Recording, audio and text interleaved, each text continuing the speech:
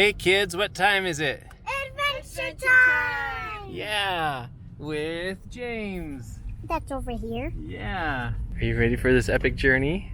I sure am. Come join our family of 6 on our 2-week, 1,870-mile road trip in our modified Lance 2185 travel trailer from Utah to Arizona and back to see the Parowan Petroglyphs, the Valley of Fire, Lake Mead and the Hoover Dam, Lake Havasu, Quartzsite, Friends in Phoenix, canyoneering near Tortilla Flat, Goldfield Ghost Town and Mine, Sedona, Arizona, the Grand Canyon, Horseshoe Bend, and the Coral Pink Sand Dunes before driving through snow back home. This is our first big road trip after all our modifications to make our travel trailer fully electrically powered by 2,650 watts of solar panels on the roof and 9.6 kilowatt hours of lithium iron phosphate batteries, as well as Starlink for internet connectivity. Click on the card above to watch the overview video of all our modifications, which enabled us to never use our generator or any propane throughout the entire trip.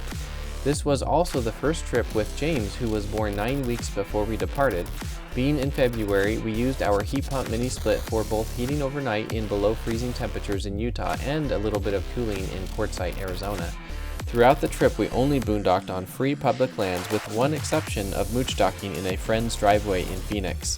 Come join us while we explore beautiful new places and test the performance of our fully sun-powered travel trailer in the real world. This journey is potentially going to be our most epic journey yet. We have the RV in tow and we are going down to Arizona. Today we're planning on stopping down in the Parowan, Utah area. It's a couple hours drive from here, probably somewhere around 3. We'll take you along for the ride. We are leaving behind a very cold and snowy Wasatch Front here in the Salt Lake City, Utah area. We just barely had a snowstorm yesterday morning, so it's going to be really nice to get out of this cold weather where it was getting down to about 9 degrees at night last night. Since this is our first time going on a trip with the whole family and being all loaded up for a long-term trip, we're going to stop here at this Love's truck stop and use their cat scale, and then we'll know for sure how loaded up we are. Our weight on the trailer was borderline, so we moved some things into the bed of the truck because the truck has a lot more capacity available. And keep in mind, our freshwater tank on the trailer was full. We got Clara asleep. Is James asleep? See your name, Lid? I didn't have much room to write that. Oh, pretty good. We left home at 12:45 p.m. and including weighing our rig, it took us 4 hours and 15 minutes to drive 216 miles to the Parowan Petroglyphs, arriving right at 5 p.m. We drive a fair bit slower than the rest of the traffic on I-15, which has an 80-mile-per-hour speed limit through most of this section. Our main goal was to not arrive after dark because that makes finding a camping spot and leveling the trailer much more difficult, especially when boondocking where the level of land is as variable as nature makes it. The sunset at this time was 5:57 p.m., so luckily we arrived an hour before sunset and had plenty of time to find the spot that we wanted to call home for the night and get our trailer set up. And that's the canyon that we're going to right now, and we'll be camping overnight right on the edge, the leading edge of that crack in the mountain there in the distance. Looks like we've gotten 8.4 miles to the gallon on average. We've gone 215 miles and we have 48 miles to empty. We're almost there. There is the gap in the canyon wall that has the petroglyphs in it. We're going to be a little bit too busy this evening to go explore, so maybe we'll do that in the morning. And right here is the road that we're going to be camping on. All right, here we are at our intended camping spot. We're going to pull in and get situated. We've got the trailer leveled side to side, level there, and then I've got the X-chocks between the wheels on either side, locking the tires down. So now I'm just lowering the jack, and then we'll raise it up so that the trailer is level front to back. The rig is all leveled now, and we are ready to go. I've detached from the truck. We're actually going to go to a friend's house nearby for dinner, and so we don't really have much time this evening to explore this campsite, so we'll do that in the morning. All right, I just moved the slide out, and looking at the Victron stuff, the battery is at 100%. We're still getting 46 watts of solar, and everything else is off right now. The DC is pulling 19 watts, and that's just a little bit of standby. And this is the view out our door. Well, this was the damage of the first day of driving. $101.20. Yay! We're now done with dinner at our friend's house and we're going back to our trailer. Hey, Lucy. No. Hey, girls. Let's go. Well, we're pulling up to our trailer now and home sweet home. We're gonna go to bed real soon here.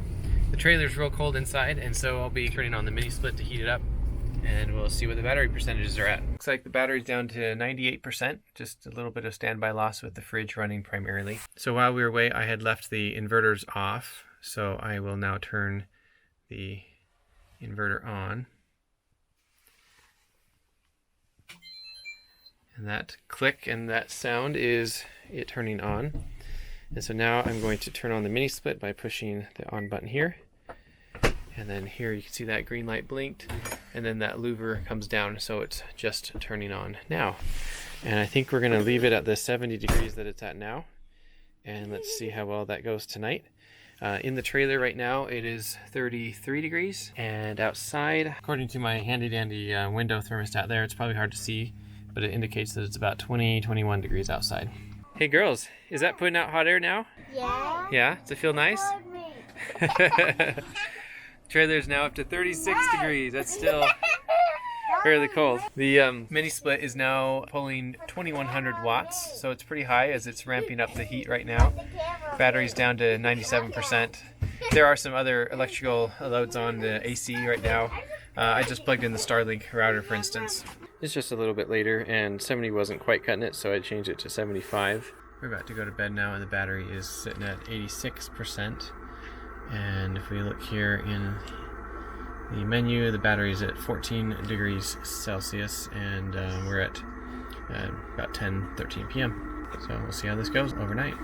This is the Victron monitoring portal that comes from the electrical system in our RV. And I'm going to go over this each day throughout this trip. Each video I make, I'm going to show what the electrical system did throughout the day while we were doing our own activities, so that you can see it in a graph format and how the electrical system handled the demands of the day. Now, just as a brief summary of what this is, you got this blue line here with the dots. Each of these dots is 1 hour throughout the day, and it is showing the state of charge of the battery in the trailer. And as you can see, there is a blue shaded area that shows the range of the state of charge in that hour. So when there is a larger shaded area, it means that there was a lot of charging or discharging or just variance of state of charge within that hour of the battery. The red columns are the consumption, and then the orange columns are the production from solar panels. And so this day we have a couple of hours here at the beginning of the day where I had left the mini split on overnight because I was doing some testing, and then I turned it off midday and let the batteries fully charge from the solar panels. So we began the trip with a full battery basically. And then we didn't really use the battery until that evening when we got back to the trailer and we heated it up, and by the time the end of the day occurred at midnight, the battery was down to 78%. The battery now is referring to real time right now as I'm making this video, so that is not applicable to the trip. While doing that testing overnight, I did have the trailer plugged into the house, and so it says from grid, and that means it's a little bit of AC electricity coming from being plugged into the house.